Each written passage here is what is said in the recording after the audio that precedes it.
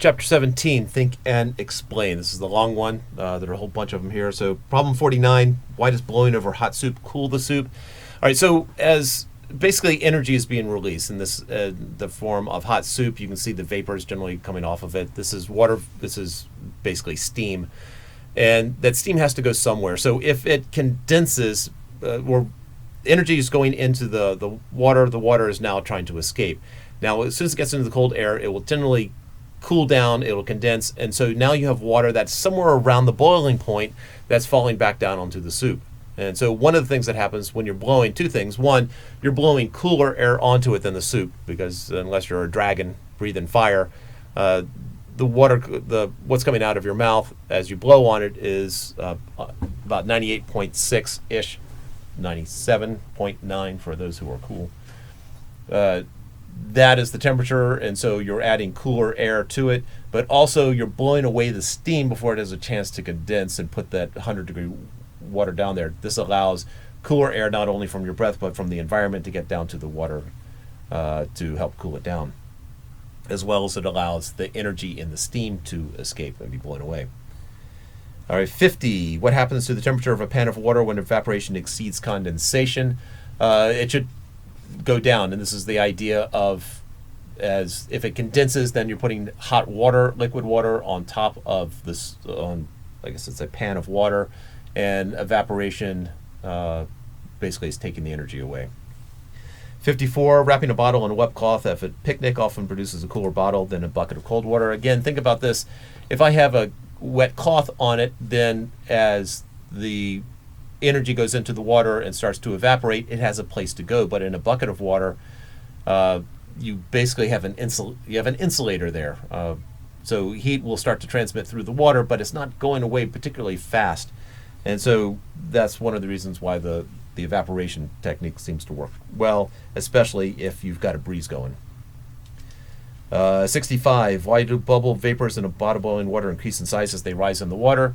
Well, the far deeper down you go, the greater the pressure is. So refer back to chapter 13. And so as you go up, there's less pressure on the bubble. So you basically have these gases inside the bubble bouncing against the water, producing what we call a bubble. And as the pressure pushing in decreases, then the bubble will expand. And it will expand until the pressure inside and outside are equal. But as the pressure outside drops, the bubble will expand again. And sort of a PV equals nRT, the ideal gas law, thinking back to chapter 14. So as the volume increases, the pressure drops, and so you eventually will reach a new equilibrium, and the bubble just basically expands as it goes.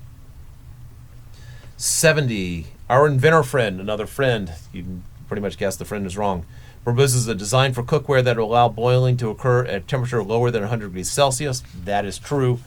We talked about this. I talked about this in another video, but the temperature, you just have a lower pressure, and then it will boil at a lower temperature. I can boil water at room temperature, but it doesn't. In order to actually cook food, you need to have a heat exchange, and if, let's say you take an extreme, boil it at room temperature, there's no heat exchange, you're not really cooking the food.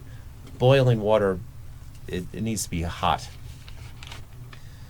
79, why does the water in a car radiator sometimes boil explosively when the radiator cap is removed? All right, so basically you have a contained system and you have this really hot liquid. It takes the heat from the engine and allows it, you're basically pulling heat off of the engine. And so, and then as air blows across it, you're basically cooling down, similar to sweating, at least in my mind. So, but you have this really hot liquid in there, and it's being contained by pressure. So if you take it off, you're suddenly releasing the pressure, and it will start to expand very quickly or sort of explode. And a couple of years ago, my radiator ran dry. I was really lucky in that respect. I took the cap off, nothing. I then drove it someplace, put some radiator fluid in it, drove it not too far, fortunately, took the cap off again, and that thing exploded. I fortunately did not get hurt. Later on that same semester, I did have a student who got serious burns from that, so please be careful taking the radiator cap off.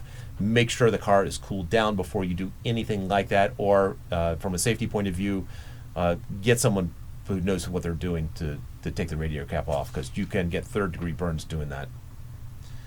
Why is very cold ice sticky? We talked about this I talked about this in another video. Basically, it freezes the moisture that's right there, and so they say very cold ice sticky because they bring in the salt, and the freezing point of the salt water that's on your skin has a lower freezing point, and so thus the very cold. But basically, it freezes the moisture in your hand, and basically and moisture is not necessarily on the surface, some of it's underneath, and so basically it sticks. And so you could do this. It hurts, especially done it here on the lip where I get an ice cube sort of stuck in the moisture right here, and peeling that off, you're taking sort of a layer of skin with it. How might water be desalinized? By freezing. Since salt water and fresh water freeze at different boiling points, salt water freezes at a lower at a lower freezing point.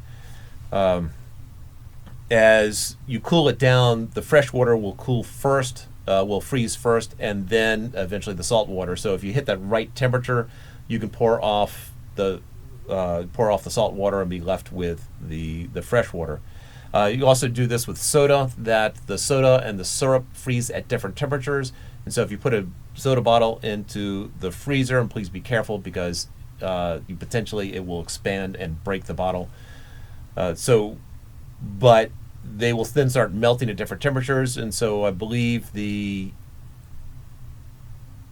soda water melts first after you've frozen it, and so it'll be like high carbonation water, or water, depends upon if the carbonation, what happens to the carbonation. But the syrup, you'll eventually get to very syrupy soda at some point, or vice versa. Again, I'm trying to go off memory here. And then 95, why is it a tub of water placed in a farmer's canning cellar can help prevent canned foods from freezing?